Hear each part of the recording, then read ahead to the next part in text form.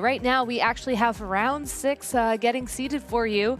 I'm very excited about this matchup because I heard a little whisper about one of them is running, and I don't think we've seen one of those Pokemon quite yet in the tournament. I think it's one of those Pokemon that pops up. I think it's time to, maybe think, and just as we've been just saying, what works? What will work not just for this team, but for this tournament as well?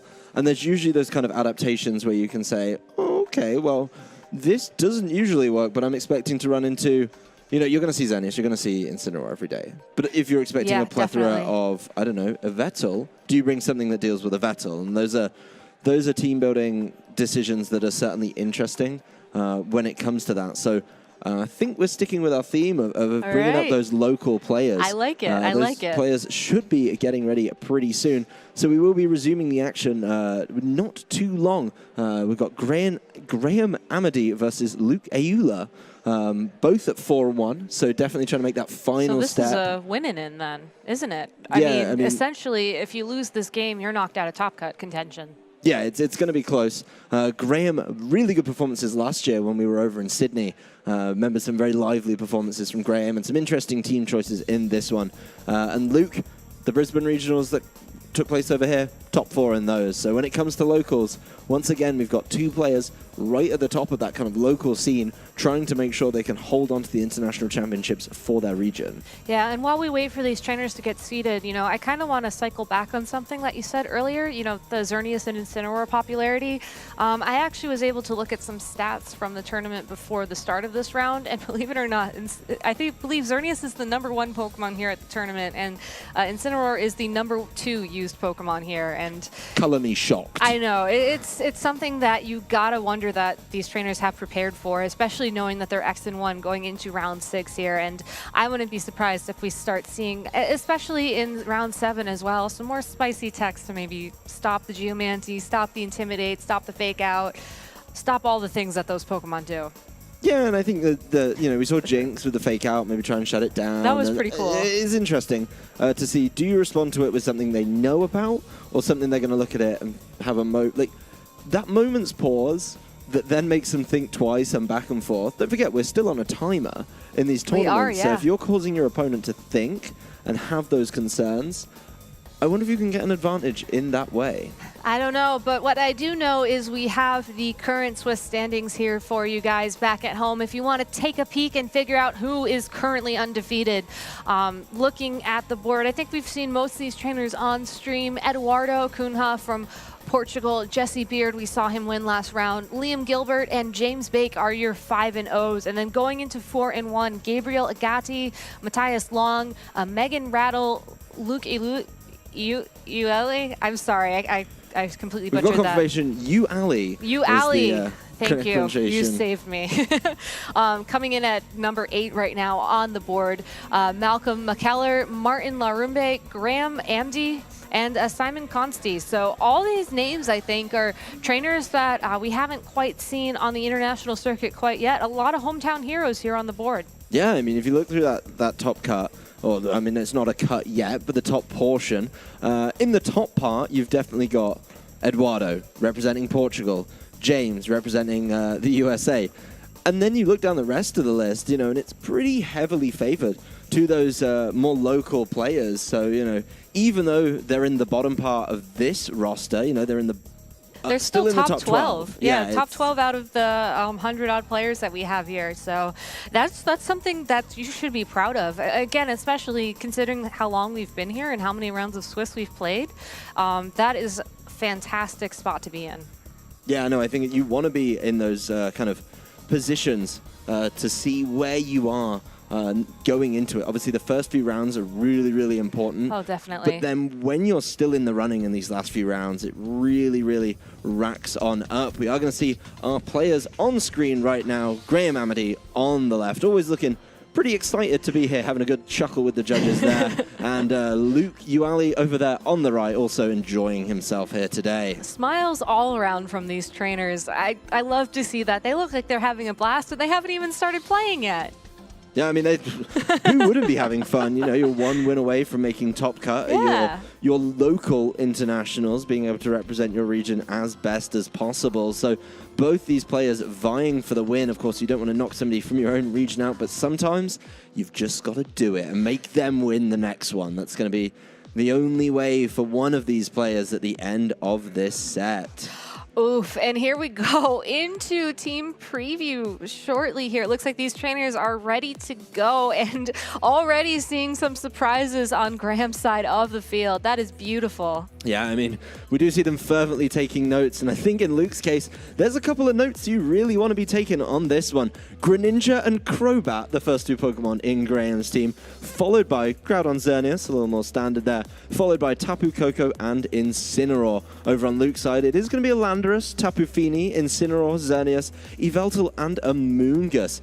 For those of you wondering exactly how popular Incineroar is, it's on 82% of teams here today. So that's a percentage. That's actually lower than I would have expected. Both players having to contest with it here. We do see again the pairing of Xerneas.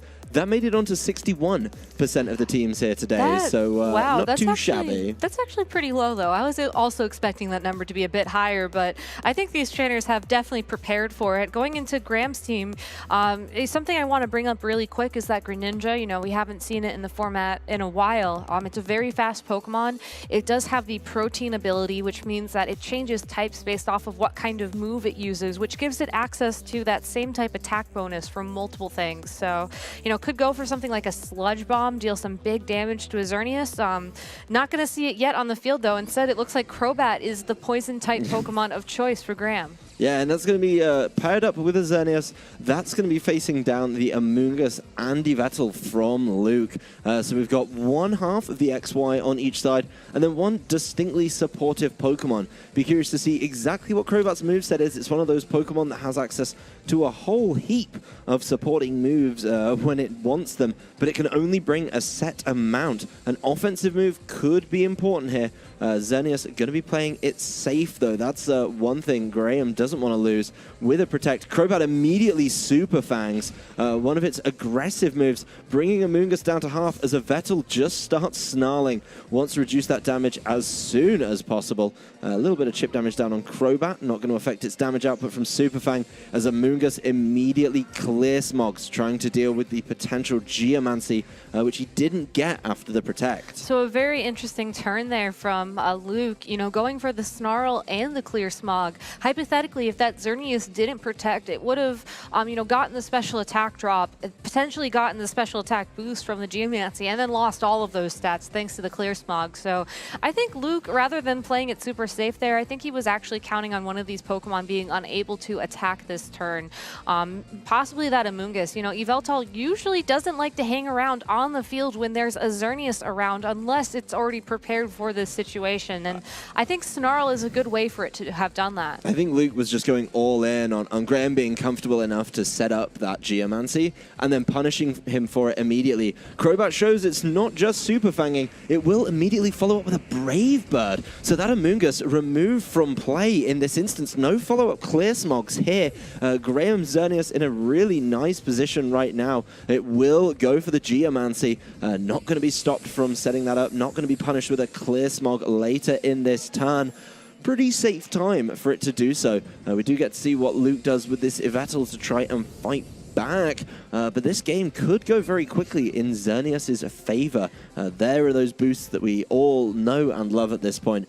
Snarl only reducing special attack. The special defense, speed, and that extra stage of special attack still very much in play for Graham's Xerneas. Luke does have options to remove it from the field, though, depending on what Pokemon he sends in next. I mean, Team Preview, we saw that Incineroar gets access to Fake Out, can easily stop Graham's Xerneas from attacking for one turn. He can send in his own Xerneas like he did and try and match the boost of that Geomancy. Unless this Crobat has something like Taunt, which we haven't seen yet, you know, there's nothing barring a knockout from the Xerneas on Graham's side of the field that'll stop Luke's Xerneas from getting an attack in, and then it can protect. So I think Luke, even though it's kind of a weird situation to send in your Xerneas on, you think that it would be knocked out pretty much immediately. You're forcing Graham to target that slot, and that gives Yveltal the opportunity to maybe try and sneak in another Snarl or otherwise get some damage down on the field. I mean, Yveltal's still facing this Xerneas with one boost, though, and that's never going to be too easy for it. Crobat is always well known for being able to deal with Xerneas. People bring it as a hard counter. Moonblast, after that one Snarl, not enough. We do see the Yveltal holding on pretty well. Its special attack's going to go down, but Crobat will follow up with the Taunt. So shutting down the Geomancy in his own way. It's not going to try. It's been a bit prepared for the Taunt there. Immediately landing a Moonblast into Crobat, removing the supporting cast from play, both of them losing it, and Yveltal just continues with the Snarls. Very minor amounts of damage, but bringing its special attack down to where you would expect it to be, right at neutral. And that is the most important thing. There is no doubt in my mind that Yveltal is holding one of those assault vests. There's no other way for it to have held on to that Moonblast, even with the Xerneas only being at +1 special attack. So that's great information for Graham moving forwards. But, still in a comfortable spot, even though Xerneas doesn't have the offensive power it used to have, it's still going to be very fast, and it still has the option to target down either one of these Pokemon with its buddy Groudon to follow it up. Yeah, I mean, it's still got the ability to, be going first. Incineroar's going to come in. That's going to get an Intimidate down. That's going to help out significantly against this Groudon. But this Yveltal's still facing down a much quicker Xerneas. And then there could be some interesting mechanics coming into play. Xerneas' Moonblast will make sure that there is no longer an Yveltal here. Even after all of that Snarl work, it's still not enough to keep it around through 2 big Moonblasts. And Groudon's just going to Fire Punch. It's got the Sun. It's not going to try anything cheeky. And Incineroar's going to be able to take that pretty well based on its typing. Not very effective. Groudon revealing its item as well in that play. Yeah, so great information for Luke moving forward. Not in a bad spot either, even though he's down 2 of his Pokemon. He does have Fake Out access with that Incineroar. He did get the Intimidate down on the Groudon. That's something that Graham's going to have to switch out if he wants to get that, stat drop back just removed from the field. And that could buy his Xerneas enough time to set up a Geomancy of its own. And you got to remember, Graham doesn't have the ability to remove the special attack boost on Luke's Xerneas potentially. So it's going to come down to targeting, like we were talking about before this game. Luke has to make sure he gets the Geomancy when he needs it, and then he plays it, gets the knockouts where he needs it. And if Graham's able to, get the knockouts he needs, or otherwise just position himself to sort of counter what Luke's thinking, that's going to determine game 1. Yeah, Graham making it a mirror image here, switching out his Groudon after the Intimidate right into an Incineroar. So Incineroar and Xerneas on both sides. Not all of them quite equal, though, because the Incineroar does get to Fake Out this turn, and Xerneas gets to set up a Geomancy with no effect to its special attack. So we are going to be in a very similar situation coming into the next turn, with the upside for Graham of him having access to his Fake Out. He's just bought it in, so he may be able to Fake Out the Xerneas while it tries to capitalize on that. And that gives his Xerneas a turn to, put some damage down. Even though it's got no buff, it's still going to be able to get damage down, which is important. It's still going to be able to get damage down, but you got to think about how he's going to position that Groudon in the back of his party so that when it does return to the field, it has an easier job of winning him this game. And I think that starts with just trying to deal as much chip to the Xerneas as possible. Yeah, well, Xerneas is going to get a Fake Out on Luke's side from Graham's Incineroar. The Moonblast is going to land on the Incineroar, but not enough at all. I bring it down nice and low, though, as it retaliates with a knockoff towards Graham's Incineroar. Reveals the Safety Goggles is the chosen item over there, and that's not going to be in play anymore. Not relevant right now, because the Amoonguss has already been knocked out, but going into games 2 and potentially 3, that is going to be important. We are back, no Fake Outs in play. Health bars a little bit different. And one key difference, Luke having full special attack on his side. And Graham playing it very safe here with the protect on his own Xerneas, hoping probably that Luke targets it down, but Luke instead making the correct call to attack straight into Graham's Incineroar. And oof, that critical hit just knocks it out. Yeah, this is going to be interesting though. We are going to see Incineroar not able to do anything this turn. Flare Blitz into the protect, of course. But then we're in a very interesting situation. You know, he's going to be forced to his 2 restricteds versus that, you know, as we talked about just for the game, 82%, 61%.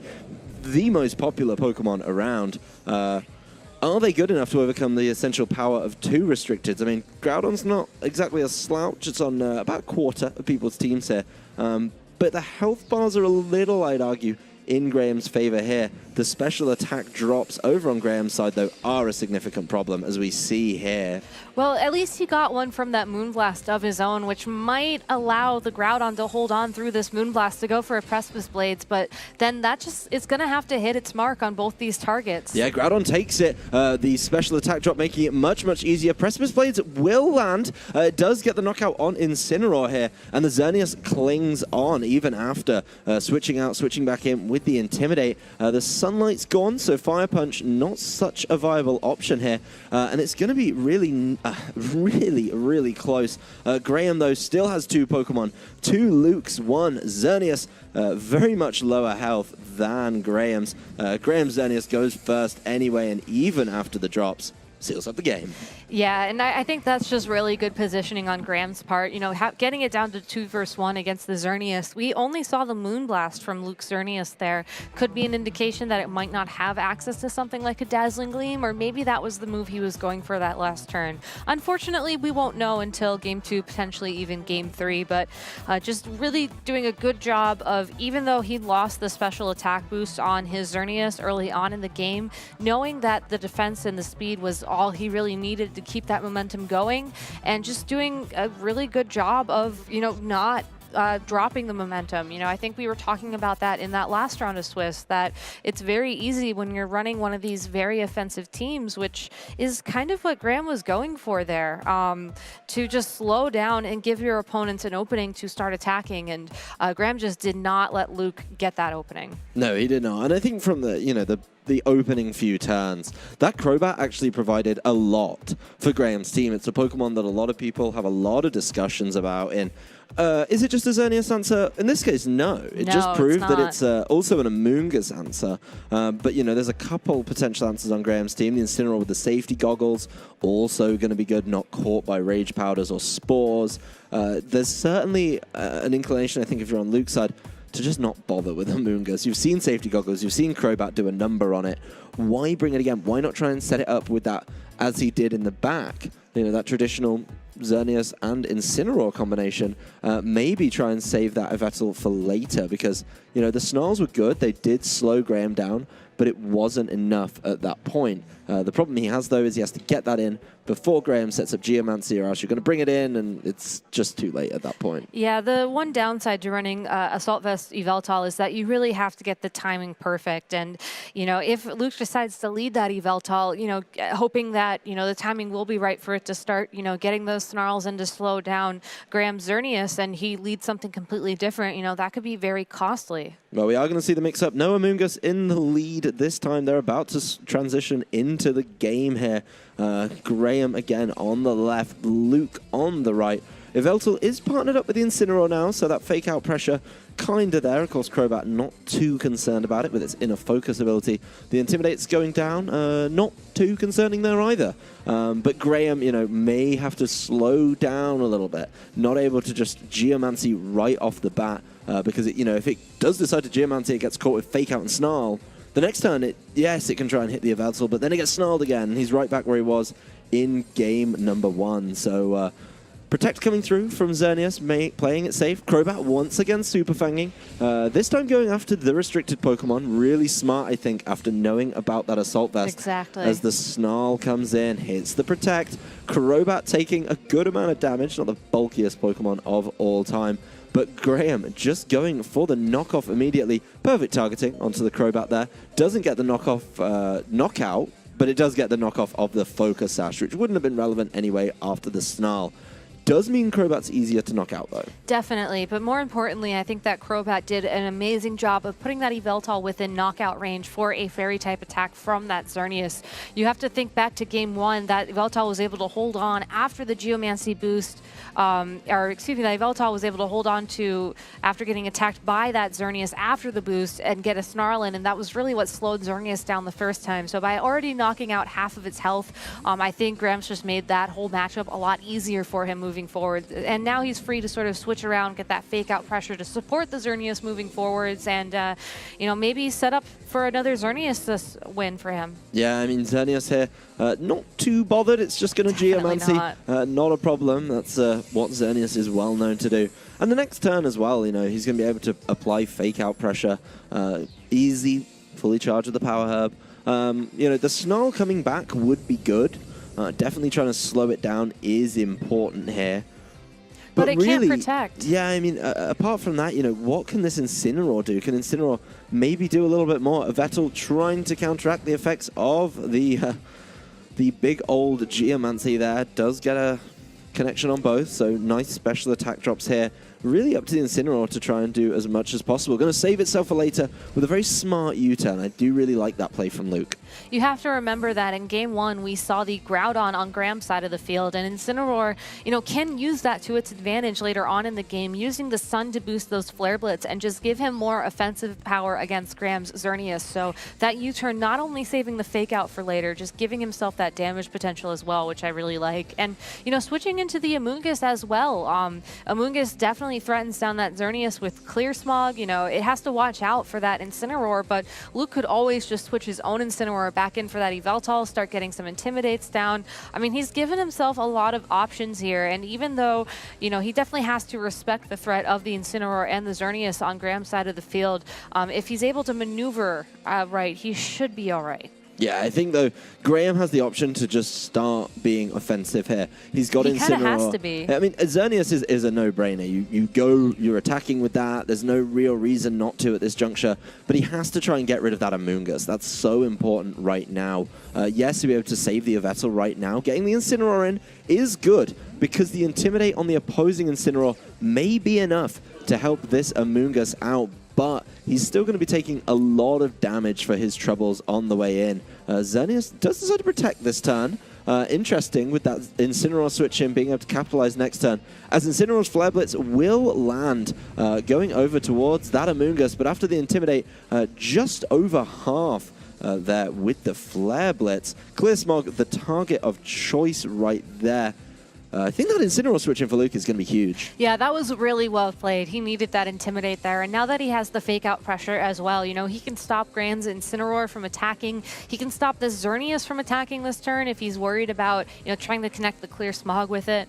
He's just sort of freed up a lot of, again, options, and that's exactly what you need in a Game 2 situation. You need to be able to respond to the threats that your opponent has on the field, and even just by forcing Graham to consider switching out his own Incineroar here, for example, he could have gotten more chip damage down. He just is like whittling down Graham's options, which I really like. Yeah, well, he is going to fake out the opposing Incineroar, going to make sure that the Amoonguss does have the opportunity to move and won't get Flare Blitzed. The Moon Blast will land on the Incineroar. Critical hit, bringing it into range to consume its berry. The Figgy Berry bringing it back up. Incineroar flinches, and Amoonguss just sporing I like the that. Xerneas, putting it to sleep, making sure that it's not able to be capitalizing on those big moves. Now you've got it asleep, you can Clear Smog it and just kind of make it essentially useless in this game. You know, I think there's some trainers out there who prefer to go for the Clear Smog before something like a Spore, but, you know, if you know Xerneas is going to be moving first and your Amoonguss is going to be going after the Xerneas, it's guaranteed to be asleep for one turn, and that does give you the freedom to go for something like a Clear Smog. You know, Luke does have to be careful here about the Incineroar on Graham's side of the field, so it might not be as free as he wants it to be, but he can always start trying to deal some big damage on it as well. Again, options. He has plenty of options. Yeah, well, Graham's going to switch in his Crobat, and Luke's going to switch in his Xerneas. While the opposing Xerneas is asleep, he wants to be able to capitalize on that as best he can. Xerneas remaining asleep, obviously it's its first turn, no chance of waking up. And Luke's Incineroar going to U-turn, switching out itself the old-fashioned way. Not enough for the knockout on Crobat, but a little bit of chip damage there. Just for the sake of the switch is so important. I do think it's interesting, though, that Graham has Crobat in the face of Xerneas. But I really like what Luke did there, using the opportunity to switch out Amoonguss and then immediately U-turn with the Incineroar allowed Amoonguss's Regenerator ability to give it some more health when it returns to the field. So now, even if Graham Xerneas wakes up this turn, you know, Amoonguss can go for a follow me, it can redirect the taunt from the Crobat, it can redirect any attacks from this Xerneas and give his own Xerneas the opportunity to get its boost up. Yeah, I think that's going to be big for Luke, and he knows he's pretty much got the window to do it right now. Definitely. If you even go after the Amoonguss with a Brave Bird, the recoil is going to knock you out if you're the Crobat. And so if you're Graham, you know, I think he's kind of given up on the Crobat at this point. That's why he's brought it in for that Incineroar. But he needs his Xerneas to stop napping as soon as possible. It's going to be a pretty interesting trade. Amoonguss leaving the field, putting the pressure on just by being there. And allowing Luke to bring in that Incineroar quite comfortably, I'd imagine, in the following couple of turns. Intimidate does go down, will stop damage from Crobat and its Brave Bird. Xerneas wakes up immediately, though. That might be enough. This Dazzling Gleam, you know, a lot of damage. Crobat's Brave Bird here is going to be heading towards what was that Amoonguss. And that Incineroar is removed from play, so punished on the switch-in immediately. So the Amoonguss will be able to take the field once again, but Luke didn't go for the Geomancy there. He gets the knockout on the Crobat, but Graham can send in his own Incineroar, bring that fake-out pressure. It's really interesting to me. I feel like once your opponent has the Geomancy up on the field, you really need to match that as soon as possible. And, you know, that's something that makes me a little bit worried for Luke going into this next turn. Yeah, I mean, he's going to save the Incineroar. It's not like Luke doesn't know it's there. And he's actually going to bring in this Groudon. There's no way to change the weather on Luke's side. So even though that Amoonguss is at full health, it's now facing off against a Groudon in the sun, which is Fire Punch. Less than fun if you're an Amoonguss. So this Xerneas, you know, taking so much damage early on, even after those early snarls, I just don't think Luke's been able to properly shut down this Xerneas again. Of course, he had it asleep. It didn't stay asleep long enough, though, and Graham pretty promptly able to get back to what he was doing. You have to wonder, no Rage Powder here from that Amoonguss. Maybe he's going to try and put that Xerneas to sleep once again. Yeah, I mean, it's got to be an attempt. The Xerneas over on Luke's side does cling on with an absolute sliver of health remaining. Power Herb, obviously, bringing it back in line as far as the speed and special defense go. That early Snarl still in play over on Graham's side of the field, so it is going to be a little bit weaker, but it doesn't really matter when you're fishing for that little health. And Groudon in the sun, trying to show this Amoonguss what for. Does it with a plum. So whatever Amoonguss was going to try and do to slow down this Xerneas, probably not enough. It does mean that it's Graham with the 3 Pokemon remaining versus Luke and the solid 2. They are his 2 restricted, so it's not the worst 2. And he did get the Geomancy up, which will work in his advantage. But, you know, if this Xerneas is slower than Graham's Xerneas and can't get an attack off, you know, it's going to get knocked out by Graham. And then that Groudon, not very threatened by Yveltal unless it's carrying Foul Play, which I don't think we've seen revealed on Luke's side of the field quite yet. We've only seen Snarl from it so far. Yveltal does open up with a Sucker Punch, though, so catching that Groudon before it gets the opportunity to move doesn't matter, though. Graham's Xerneas moving first in this one. Going to be able to land a Dazzling Gleam on both of Luke's opposing restricted Pokemon and seal up this set 2-0 for Graham. Moving on, 5-1 going into the last round. One of Australia's local players, I guess. I mean, it's a huge country, but he's still local. And a really well-played and smart tactical maneuver between kind of the whole set in this one. Yeah, using that Crobat to his advantage, you know, it applied just the right amount of pressure with the threat of that Super Fang, the Brave Bird, the Taunt. I mean, all of those moves are moves that just can deal a ton of damage to the right Pokemon, which I think is, you know, what you need when you're using it as the way to sort of stop Pokemon like Amoonguss or Incineroar. You know, traditionally those Pokemon like to hold those pinch berries, you know, be able to heal their health with stuff like Regenerator. And Super Fang guaranteed to knock out half of your opponent's health if it connects. Brave Bird's super effective, same type attack boosted damage against the Amoonguss. Overall, just a really great, unique Pokemon that we haven't seen yet, just suited to do well in this metagame. To be honest, I'm annoyed Graham didn't even show us the Greninja. I think we've been conned there. I think there's probably a certain matchup that the Greninja is there for, and if we don't see it today, if he makes it onto Top Cut tomorrow, we might see it there. He was telling me about it before the tournament started, and I was pretty excited to see it, and he left it at home. So, Graham, you owe me one Greninja match. That's what I wish to see. Are you going to try and cash in on that? I don't think that's how that works. I don't think me playing Graham would be fun for either of us or any spectators involved. I mean, I'd enjoy that, but maybe we should talk about the match that was in front of us instead of hypothetical matchups that no, I mean, you get stomped in. That's not even a hypothetical. I think that's just a fact at this point. The big thing there, though, is was Snarl enough to deal with Xerneas? No. Not really. No. I think that's, in my opinion, that was the crux of some of those matches. You know, Vettel was trying really hard to slow it down, but in both games, Graham managed to overcome that. Yeah, you know, talking about sort of what the metagame looks like outside of this tournament, I think Assault Vesti Veltal has been really popular with Groudon as a partner over Xerneas, because Groudon does give you a little more wiggle room when it comes to being able to deal big damage. You don't have to worry about your own Xerneas getting the Geomancy up before you can start really threatening down the opposing Xerneas. And, you know, while Assault Vesti Veltal is great, you know, being able to hold on through those attacks, you need to get those 2 Snarls. You need to negate the special attack boost as soon as possible, and it's just so hard to follow through on that sometimes. It's such a big ask of a Veltal to be like, well, you need to take a couple of boosted fairy type moves, and you need to snarl when you're back. Weak against them. You are weak, and you can do it, and I believe in you. You get one. I mean, while they Geomancy, you get 1 Snarl, so that's kind of a bit of a freebie, but you're really pushing to get that second for the benefit of the rest of your team, and you know, it's saying, okay, well, you're gonna get knocked out of Vettel. Like, you're gonna go down. You're not gonna take this too well, but the rest of the team will thank you for it. Yeah, and it's such a tough spot to be in as well, because that's one of your restricted Pokemon that you're basically saying, you know, you're going to get knocked out, but you're going to stop Xerneas for me. You know, there are certainly other Pokemon that get access to Snarl. I think we've seen Incineroar run it more over knockoff as of late, but it's a very tall order for it. I mean, restricted Pokemon, you know, you can only have 2 of them for a reason. You know, they have really high stats in their respected areas. You know, they're very strong Pokemon, stuff that you have to be afraid of, and sometimes piloting one in a more defensive way can be very difficult if you don't have the right support and perfect execution. Well, you got to give credit to Graham in that matchup. You know, we talk about the Vettel trying to stop the Xerneas, but we also saw Luke bringing an Amoonguss, which potentially has, well, we saw it had Clear Smog that it didn't get to connect with, and you think, you've managed to overcome so many threats to your Xerneas, and in both games, it was the Pokemon dealing the most damage. So I think that's an absolute testament to the quality of Graham's play, that he's able to position himself like that. You know, he's doing it kind of himself as well with the Crobat, with the Incineroar pressure that he kept so well.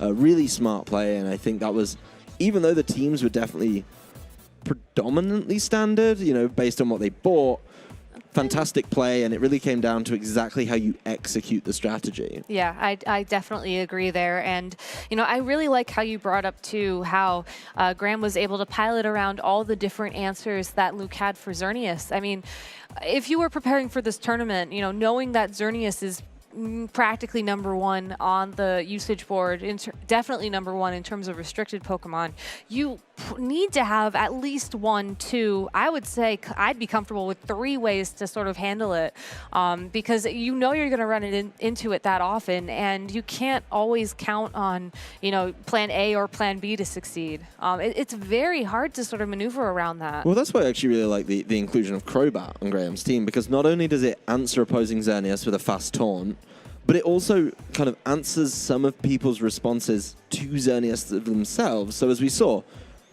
Super Fang, Brave Bird, there's the Amoonguss taken care of, while you're protecting for 1 and then Geomancing on the second.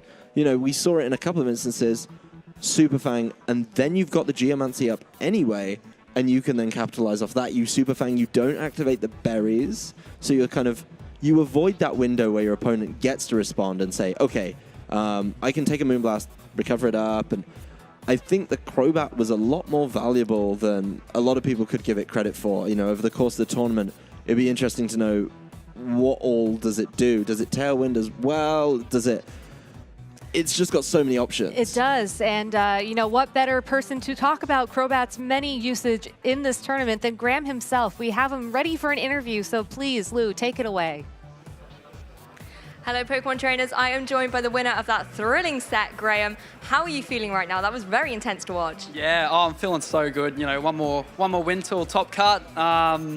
It sucks to beat a fellow Australian, but no, I feel so good. Feels so good to get the 2-0. Like it's great. Feeling great at the moment. So good. Oh, amazing. Well, you're one of these players that we've kind of followed a lot since the last internationals as well, where you were out on stream with a very quirky team. Yes. And although we didn't get to see it, there was a Greninja in your team. Yeah. Without revealing too much, sort of, has it done well for you today? It's came to one game and it didn't do the job, so it's not looking so good so far, but I can't wait to bring it. Just, it needs a certain matchup to shine. So, yeah, but I love the frog. He's a good frog.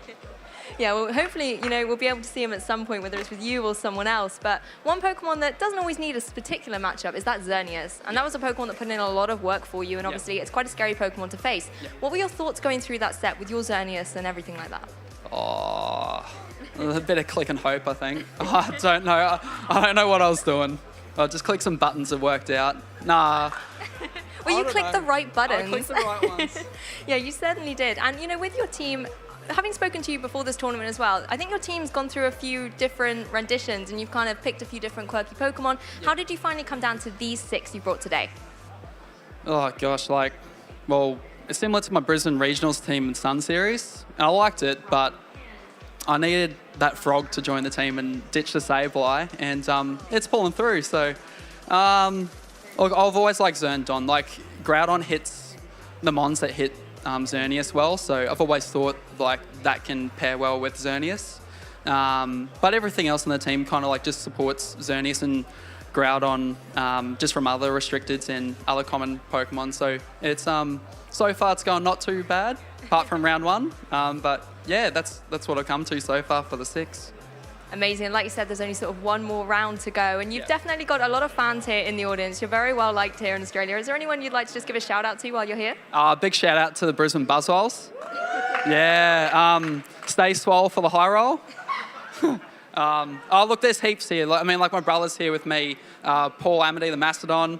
He brought us into VGC, and if it wasn't for him, I'd be playing singles in my room or at work on my phone at lunchtime. So, yeah, look, everyone else from Brisbane Buzzwoles are the best, and you know, everyone in general. I just hope that this community, you know, keeps going strong.